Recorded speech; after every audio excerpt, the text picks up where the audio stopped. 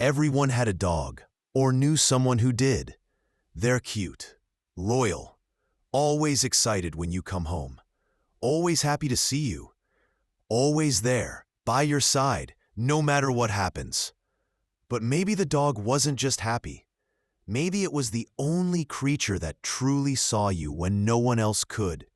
The only one that didn't pretend not to notice when you were broken inside. The only one that didn't change the subject when you needed silence. Why is it that you cried more when your dog died than when your uncle did? If that makes sense to you, my name is Dexter. I created this place for people who feel a lot, but don't talk too much. Subscribe, hit the bell, and now let's talk. Do you agree with that? Or does it sound completely wrong to you? Remember the first time you saw a real dog? Not in a photo, not in a movie. A real dog, breathing, looking directly into your eyes. You were small, maybe 5, 6 years old, and there was something in that look you couldn't explain. It wasn't just affection, it was recognition, as if he knew something about you that you didn't even know yet. The smell of wet fur after rain, the sound of nails on the house floor when he ran to the door.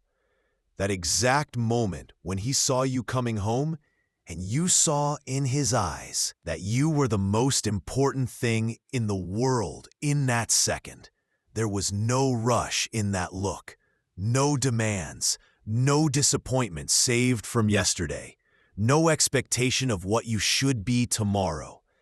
There was just you coming home, and that was enough. You remember how simple it was? How everything became easier when he was around? Not because he solved your problems, but because with him there, the problems didn't seem to define who you were. The world has changed a lot in the last 50 years. Before, people used to talk on the sidewalk while dogs played loose on the street. There was time.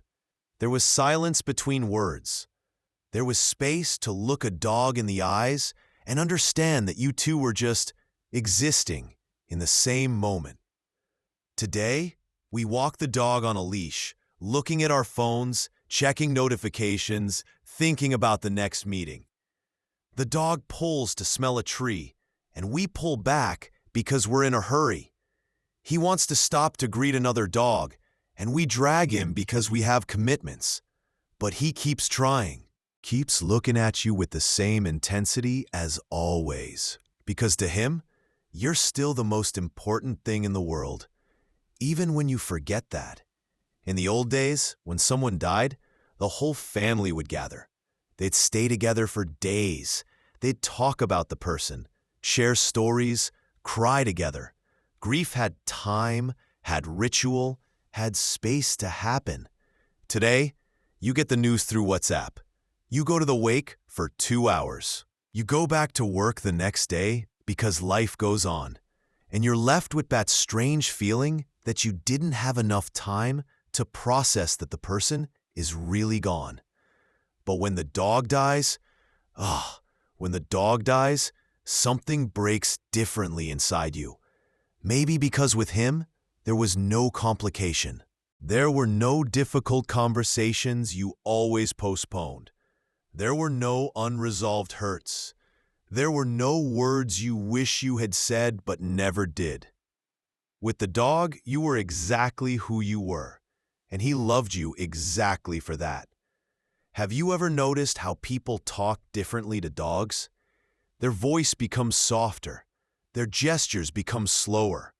As if instinctively, we knew that with them, we don't need to pretend to be stronger, smarter, more successful than we really are. You come home after a terrible day at work, argument with the boss, account in the red, complicated relationship, and the dog simply comes to you, rests his head on your leg, and stays there. Doesn't ask what happened, doesn't try to fix it, doesn't give advice, just stays. And in that moment, you feel something you almost forgot existed. You feel that you're okay, despite everything, you're okay. When was the last time a human being made you feel that? The dog doesn't care if you're in pajamas at 3 in the afternoon. Doesn't care if you didn't brush your teeth. Doesn't care if you're crying over something others consider silly. He simply comes to you and stays there, present, whole, without judgment. Maybe that's what hurts so much when they're gone.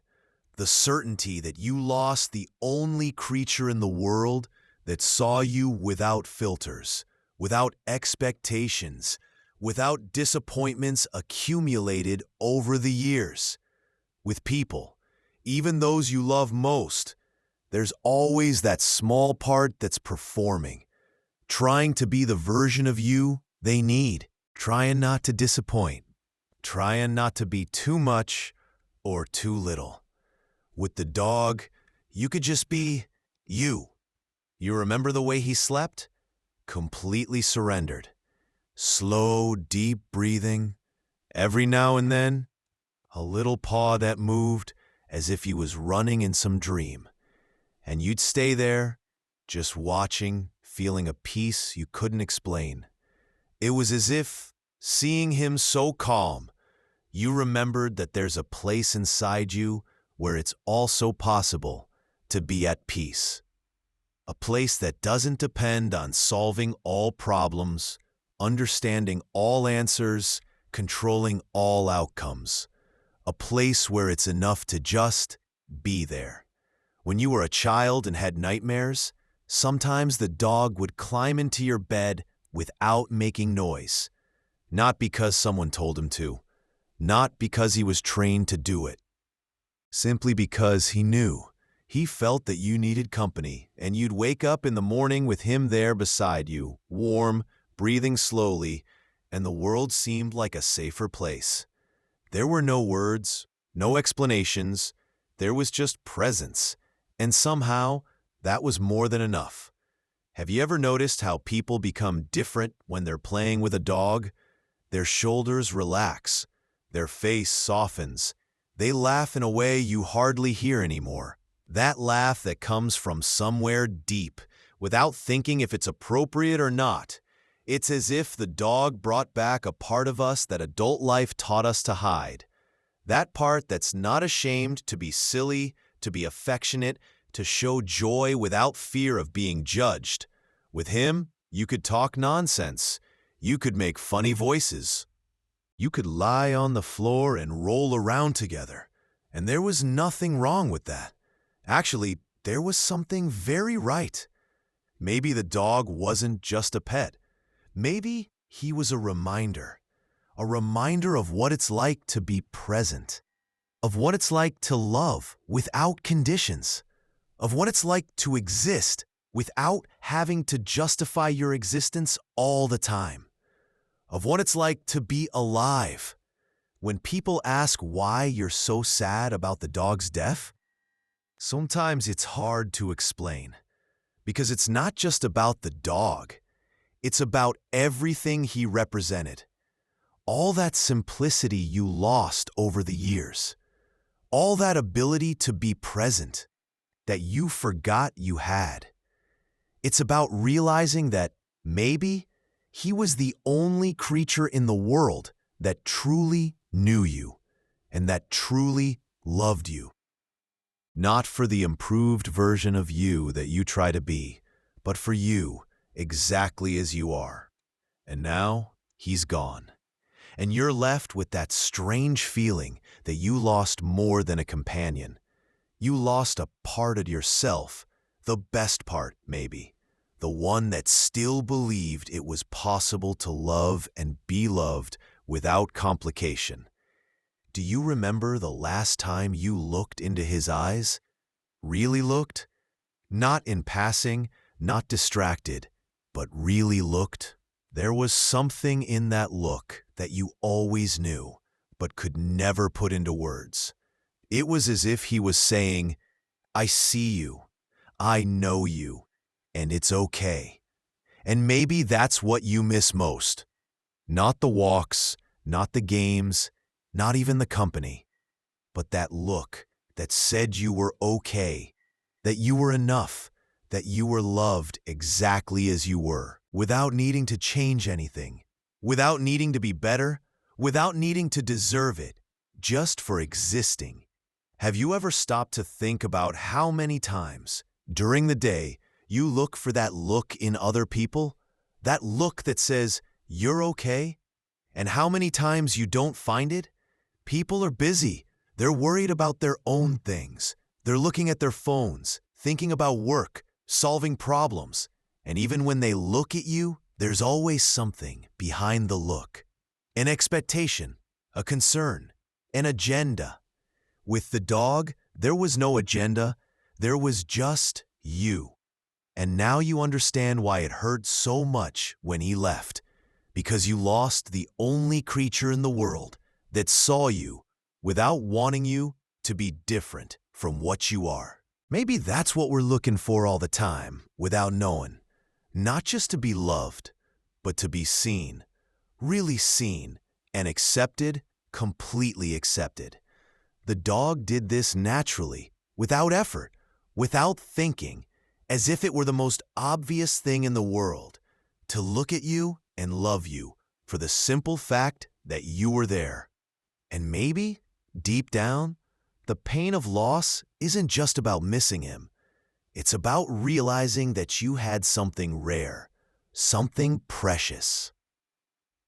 Something that most people spend their whole lives looking for, and you had it there, every day, sleeping on your couch.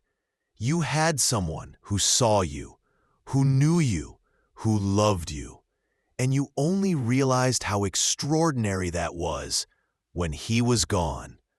But maybe he taught you something about how it's possible to love without complication, how it's possible to be present, how it's possible to look at someone and completely accept who that person is. Maybe he showed you that this exists, that it's possible, and that somehow this capacity is also inside you. Can you give that look to other people? Can you look at someone, really look, and accept who they are without wanting them to be different? Can you be present, completely present, without thinking about what comes next, without judging what came before? Can you love without conditions? Maybe that's the real inheritance he left. Not just the longing, but the memory that this is possible, that you were once loved like that, and that you can also love like that. It's strange how a dog's death can teach you so much about life, about what really matters, about what you've been missing while being too busy to notice, about what it's like to be alive, really alive, not just existing, not just surviving, not just getting through the days, but alive, present, whole, like he always was. He never doubted if he was living right, never wondered if he was being enough, never got anxious about the future or ruminated about the past. He just was there, was present, was alive, and showed you that this is possible, that you can be like that too. You close your eyes and you can still feel the weight of his head on your lap, the slow, trusting breathing, the soft fur between your fingers. And for a moment, you feel that peace again, that feeling that everything is okay, that you're okay. Maybe he didn't leave completely. Maybe he left something inside you, that ability to be present, that memory of what it's like to love without complication, that certainty that it's possible to be loved exactly as you are. And maybe that's what you can take from here forward, not just the longing, but the memory that you were once seen, were once known, were once loved, and that this changed something inside you forever. You know, I think the reason we cry more for our dogs than for some family members isn't because we love them more. It's because they loved us more purely, more completely, without the complicated history that human relationships carry. They loved us on our worst days. They loved us when we were angry, when we were sad, when we were impossible to be around. They loved us when we forgot to feed them on time, when we were too busy to play, when we came home stressed and barely acknowledged them, and they kept loving us anyway. That's the kind of love most of us spend our whole lives trying to find in another human being. And maybe we had it all along. We just didn't realize how rare it was until it was gone. But here's what I want you to remember. If you were capable of receiving that kind of love, you're also capable of giving it. The dog didn't just love you. He taught you what love looks like when it's free from conditions, free from expectations, free from all the complications we humans tend to add. He showed you that it's possible to be present with someone without trying to fix them, without needing them to be different, without keeping score of who did what for whom. Maybe that's his final gift to you. Not just the memory of being loved unconditionally, but the knowledge that you have that same capacity inside you, to see someone truly, to accept them completely, to love them without asking for anything in return. The next time you look at another person, really look. Remember how your dog looked at you, with complete acceptance, with total presence, with love that asks for nothing except the privilege of being there with you. That's how you can honor what he gave you, by passing it on. If this resonated with you, if you felt this kind of love and loss, I want you to know you're not alone in feeling more deeply than the world sometimes seems to allow. Subscribe to this channel if you want more conversations like this one.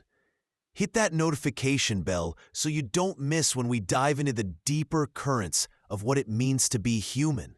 And remember, feeling deeply isn't a weakness, it's a gift. Your dog knew that. He saw it in you from the very first day. Take care of that gift. The world needs more people who love the way dogs do, completely, presently, without reservation. Give someone that look today. You know the one I'm talking about. A hug from me to you, and I'll see you in the next video.